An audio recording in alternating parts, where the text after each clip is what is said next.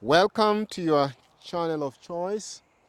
This is Echo and Re-Echo, the missionary center where we proclaim the Bible truth. I am your host. This is God's minister. Today I am in Nakuru and I am visiting with a great friend of mine.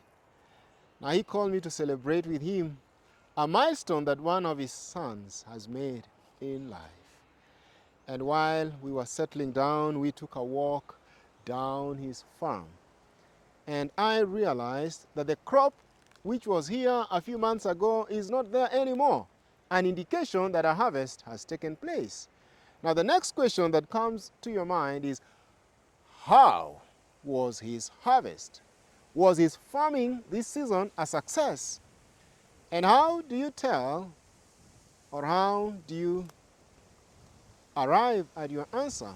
Now it is very simple. You walk to the granary, you look at the harvest that is there, and you compare it to the space, and you can tell whether it was a success or not. Now the more bountiful the harvest, the more successful you are. Now that is pretty obvious, and I thank God that this friend of mine has had a successful harvest. He has managed to harvest enough to fend for his family for the entire season. Now, there are many object lessons that you can pick from this scenario. But today I want to focus on one. Considering we are in the month of December, which has steadily evolved to be a missionary month for our church. Now there are many more groups joining this bandwagon. They have reserved December as their end of year missionary season. We thank God for that. And it is natural, it is just in order to desire a success out of your missionary activities, especially considering the sacrifices that these missionaries make. Many forgo the company, the beauty, the joy of their families and friends. Many forgo the excitement, the pomp that comes with this season, just for the soul that is dying, that is suffering. There are many activities. There's medical missionary work. There are many that are relieved of their suffering. And we thank God for these missionaries. But how can they tell whether their missions were a success? Do they have to wait for the climax and look at the number of souls that have been baptized to tell that their mission was a success? Do they have to fight to have as many people as possible baptized? Because success is measured side by side with the number of baptisms. Now all these questions need to be understood. We need to understand the true measure of prosperity, the true measure of success for our mission or our missionary activities in order to do it as the Lord would want us to do it. Now I have a wonderful book here, Counsels to Parents, Teachers, and Students. And in one of those pages, we have a subtopic, and the title of that subtopic is The True Measure of Prosperity. Now that is page 94, in case you have your copy with you. The true test of prosperity. Now I believe this will be very informative for those of us who are going for mission this season. We need to know the true measure of our success so that we do not bring in dubious methods. We do not bring in ungodly methods to try and show that our mission was successful. And I know that many have compromised on this matter.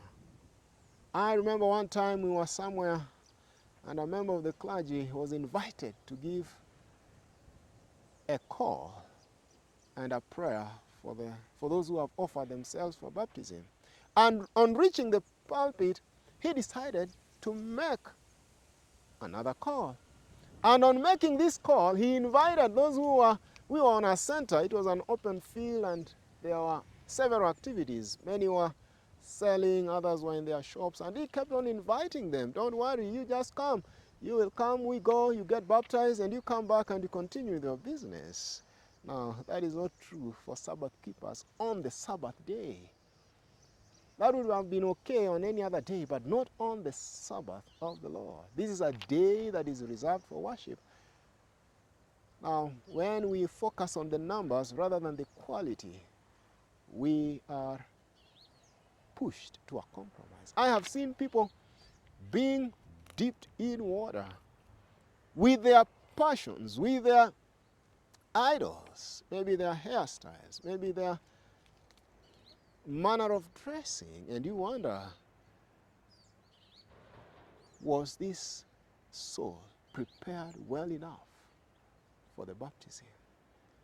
Now, friends, in this book, the opening paragraph, the first line says, if you lower the standard in order to secure popularity and an increase of numbers, and then make this increase a cause of rejoicing, you show great blindness.